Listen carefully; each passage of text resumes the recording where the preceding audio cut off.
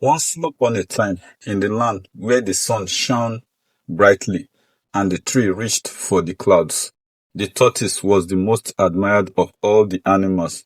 Back then, he didn't move with a heavy, slow wobble, and he didn't hide in a dark, stony house.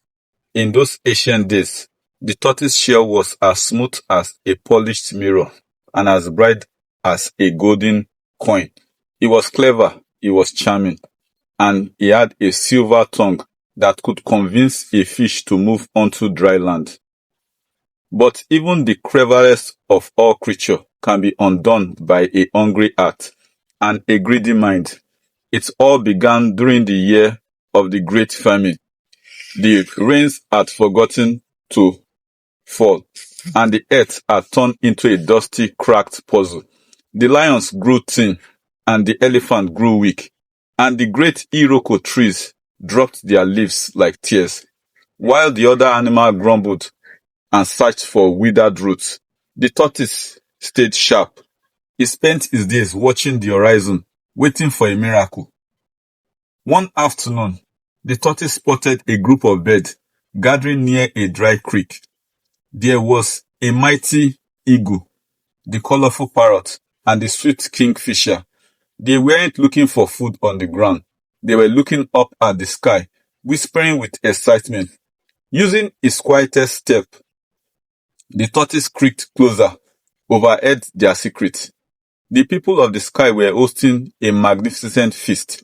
Up in the kingdom of the clouds, there were mountains of pounded yam, rivers of sweet juice, and baskets of fruit that never run dry. The birds were preparing to fly up and enjoy the bounty. The tortoise's stomach let out a loud rumble.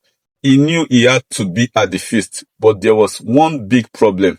He had no wing. He stepped out from behind the bushes, looking very humble. "My dear friend," he said with a bow, "I hear you are going to the Sky Kingdom, but have you thought about how you will look? You are great flyers, but the Sky King is a lover of grand speeches and poetry. If you arrive as just a flock of birds, you will be treated like common guests. But if you take me, I shall be your spokesman, and I will tell the king of your bravery and your beauty so that you are treated like royalty."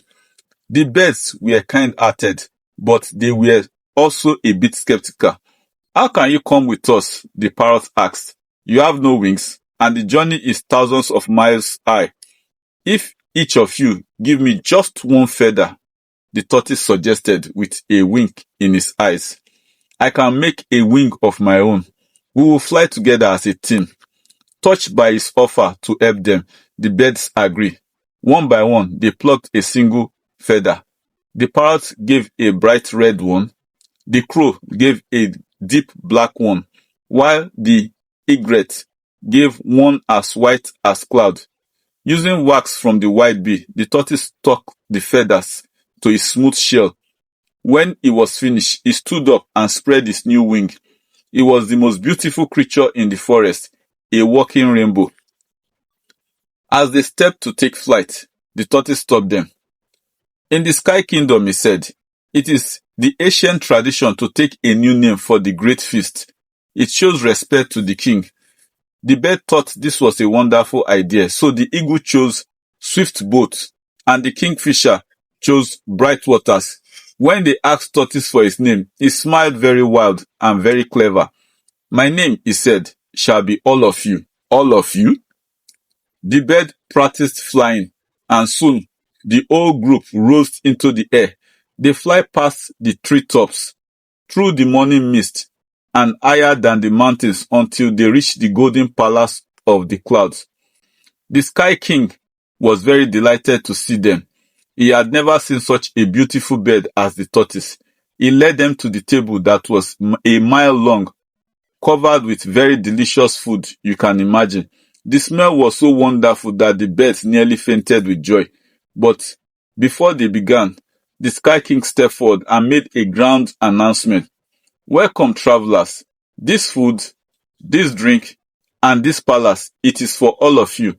The birds cheered and reached for the bowl, but the tortoise stepped in front of them, spread his rainbow wings wide. "Wait," he whispered.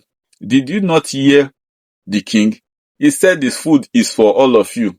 And as you know, that is my name. I must eat first to show respect, and you may have what is left. The poor birds were confused and heartbroken. They sat back and watched as the tortoise ate and ate.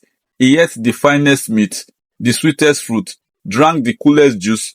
By the time the tortoise was finished, his shell was bulging against the wax, and only a few dry bones and bitter rinds were left for the bird. Anger is a slow burning fire, and by the end of the feast, the birds were glowing with it. They realized they had been used as a louder for the tortoise's greed. If he wants to be all of you, the bird whispered, then he can find his own way home. One by one, the bird flew to the tortoise and plucked back their feathers. The parrot took his red one, the crow took his black one, the eaglet took his white one. Soon the tortoise was no longer a rainbow. It was just a heavy grey animal standing on a cloud that was thousands of miles above the earth. The tortoise began to panic. He looked at the parrot, who was the last to leave. Please, the tortoise begged. I am sorry. Go to my wife. Tell her to bring out all the soft things in my house.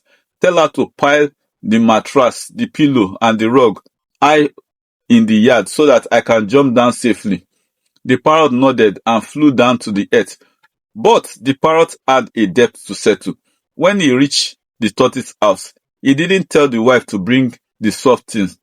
He told her that the tortoise had commanded her to bring out the hardest thing in the house to prepare for his grand arrival. The wife, wanting to obey her husband, brought out heavy stone from the garden, iron cooking pot, the heavy mortar used for pounding yam.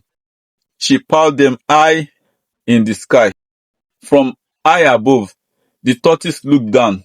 He saw a pile of objects, and because they were so far, he thought the white stone were a soft pillow. He took a deep breath, closed his eyes, and jumped. He fell through the wind, whistling faster and faster. The earth rushed up to meet him, and then, crack! The tortoise hit the pile of stone with a sound that echoed through the entire forest. His beautiful smooth shell shattered into 1,000 joggled pieces. He was lucky to be alive, but his golden mirror-like house was ruined. A wise old healer eventually found him and used a magic black resin to glue the pieces back together. He worked for days and nights, fitting the joggled edge back into a place like a difficult puzzle. When he was finished, the tortoise was whole again, but the scar remained. The smooth golden glow was gone forever, replaced by a rough bumpy line we see today. And that is why, to this very day, the tortoise moves slowly and hides in his shell. He carries the memory of the sky feast on his back, a permanent reminder that when you try to take everything for yourself, you might just end up with a broken home. Okay? Subscribe, comment, like, and share for more African folktale stories.